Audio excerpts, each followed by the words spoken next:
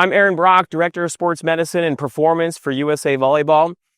I did a Gold Series educational video in the past about warm-ups, and I think it's a very important aspect to injury prevention and to performance enhancement.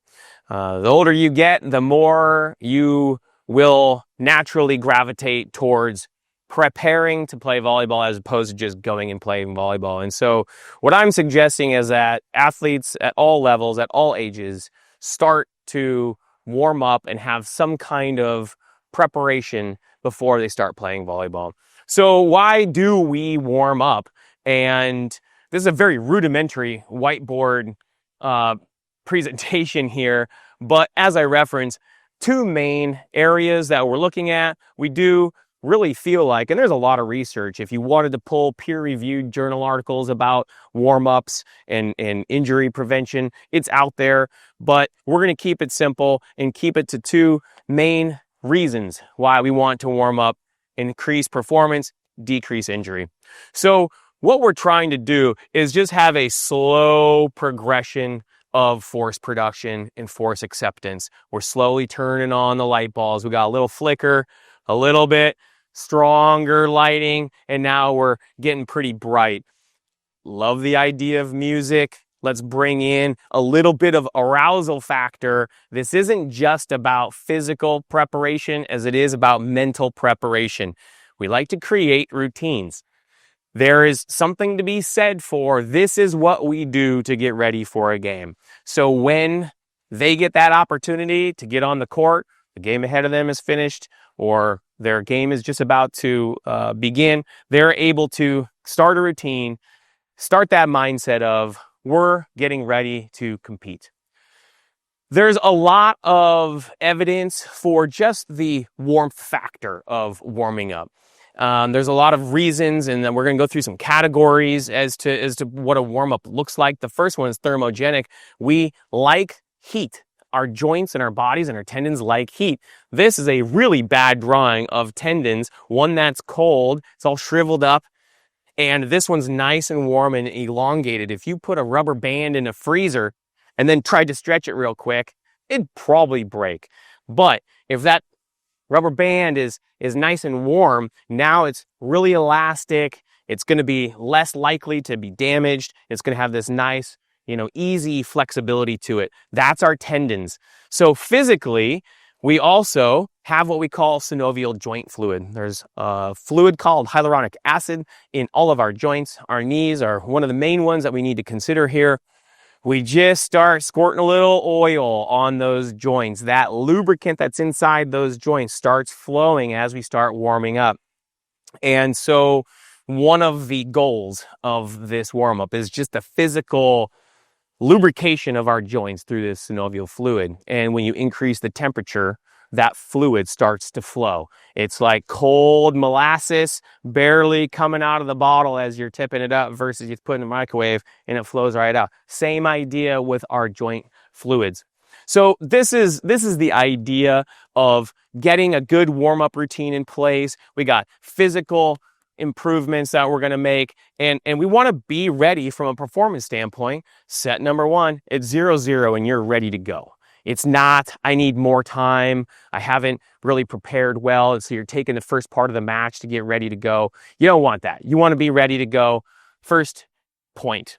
So a few things to consider with the warm-ups is individual preparation prior to team preparation. So a lot of the videos that we've put together for team warm-ups doesn't show anything that may have been done before that warm-up. And I would really strongly encourage all athletes to consider some individual warm-up or preparation activities before the team preparation, especially the older you get, and especially if you have pain. So if you have pain, it's your body trying to tell you something, and you should spend a little time trying to improve that area, that area's ability to perform in the match. So we do a lot of targeted myofascial release. Maybe there's some elongation, some joint mobility and range of motion movements, maybe some exercises. There's a lot of individual preparation that can occur before team preparation. If you were in the national team gym, 30 to 45 minutes, maybe even an hour before team warm up, you would come into our weight room, in our training room, and you would see all of the athletes in there doing individual preparation work. Now, maybe some of that has been programmed by our strength and conditioning coach or myself, the medical staff, but some of it, the athletes will go in and do a lot of preparation for whatever individual conditions they may have. Now, obviously, that's, older bodies that have gone through a lot of stress. They have various injuries, but even the younger athletes, pay attention to what your body's trying to tell you, especially if you have pain, and really take into consideration some individual prep before we go into the team prep. There's a lot of different equipment that you can use for warm-ups. Most of what I like to show is no equipment, because I think that's a limitation that, not a lot of people have, bands and rollers and balls and different things. So, if you do have those things, that only increases the amount of interesting things you can do for warm-up. Obviously, space. You're going to have a half of a volleyball court for a pregame warm-up. So a lot of the videos we do take place in that half of the volleyball court. But if you have a whole court or more space, get creative and do a little bit more. And obviously time. If you have a little bit more time, perhaps you're able to spend a little bit slower, progressive type of, approach to the warm-up as opposed to kind of getting going fast. The 5 categories that I like to suggest going through warm-up are these right here. Thermogenic, let's get warm. Dynamic mobility, number 2, let's loosen up. Number 3 is activation. Let's stimulate the nervous system and the musculoskeletal system. Number 4, let's get the body ready to jump and land. So you get prepared for that. We know that that's the most traumatic piece of volleyball, is jumping and landing and perhaps swinging. And number 5, something quick, a high intensity burst. Let's get fast. And now we're going to be in a good spot to get the match going. One note I wanted to make was these categories can also be thought of when you're looking for a post-tournament regeneration workout. So you had a long tournament. The next day, you're not going to practice volleyball, but could you go through maybe these first 3 categories just to get a sweat, loosen up the joints, activate the muscles? You're going to feel a lot better. What if you just finished with a travel and you're getting off the plane or you're getting out of the car? Let's go through these first. You're not going to do these. You don't need to do jump, land. You don't need to do high intensity stuff. But if you could go through these first few categories where you're moving, you're opening up the muscles, you're activating, I think that's a good way to kind of knock off the rust from travel, decrease some of the stiffness from travel or from residual stiffness from a heavy day of training or a heavy tournament of competition.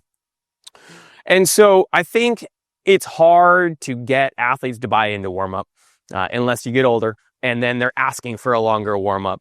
When they're younger, maybe not a lot of injury history, invincible mentality, let's just play volleyball.